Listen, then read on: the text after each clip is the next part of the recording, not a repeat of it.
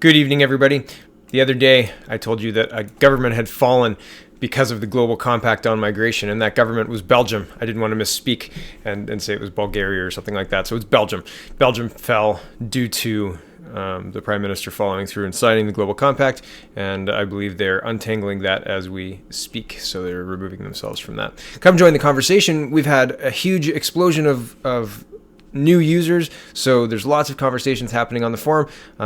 Come and join us. It would be a pleasure to have you. You have to register to see the forums. Once you register, you can participate, read everything we're talking about, and tell us what you think. Pierre Poilievre is doing a Christmas message, and this whole video is very, very funny and very short too, really. It's 4 minutes. I'm going to show you the funniest bit that I thought was totally worthwhile. So this little letter here, and he'll read it for us. Well, here it is.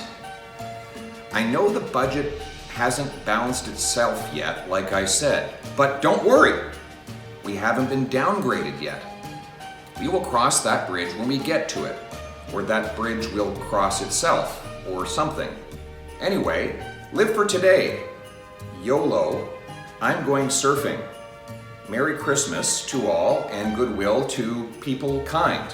Signed, JT.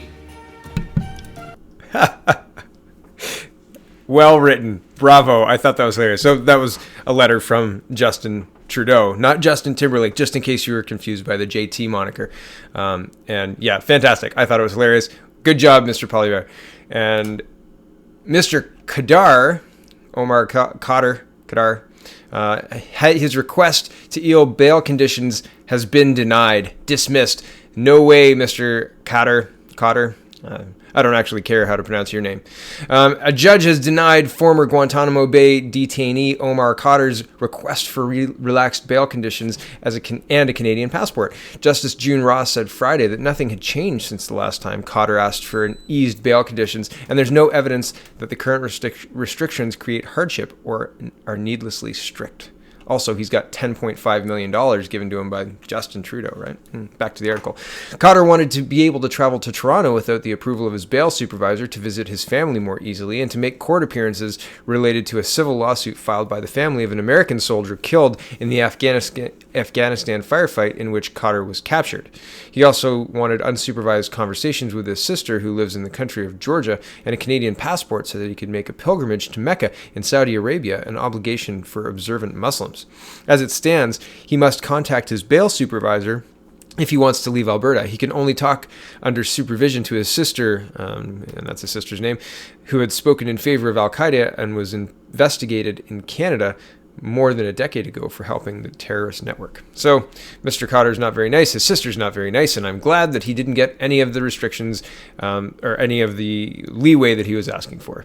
Trudeau's economy, Exxon scraps a $25 billion LNG project in BC in October.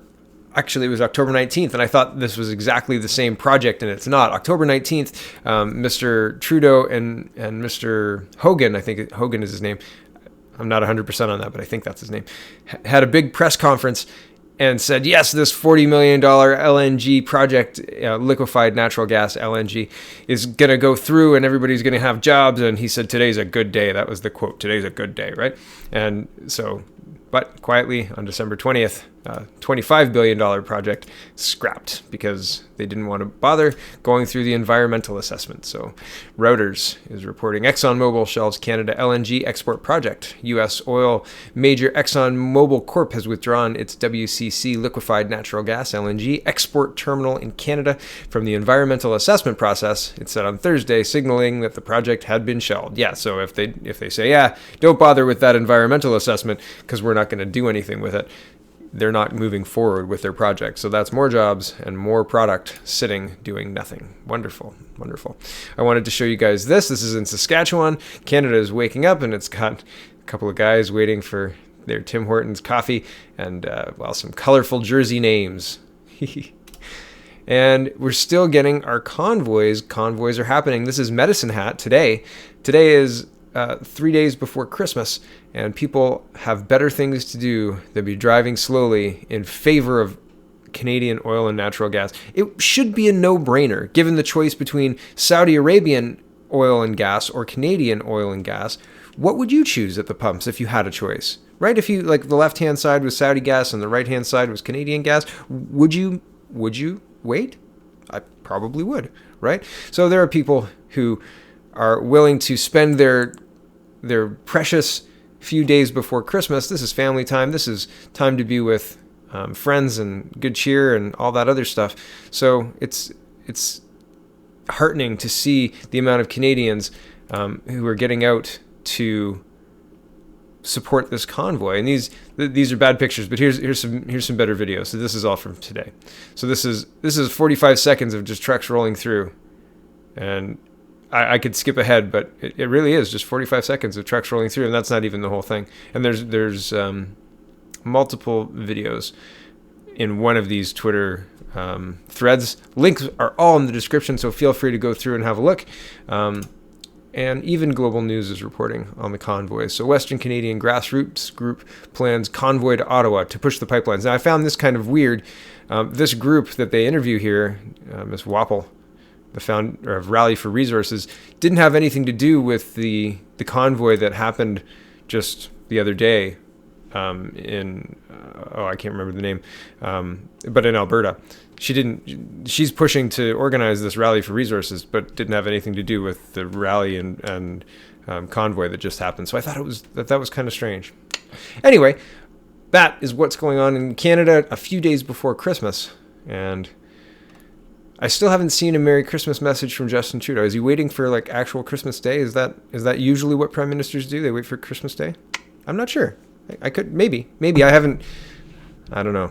It's been a while since I've watched the Christmas Day Prime Minister message. So I'll keep watching. I'll keep letting you know. Thanks for watching, and have a wonderful evening. Check out the People's Party of Canada.ca. Maxime Bernier might be the person you want to be leading Canada in 2019.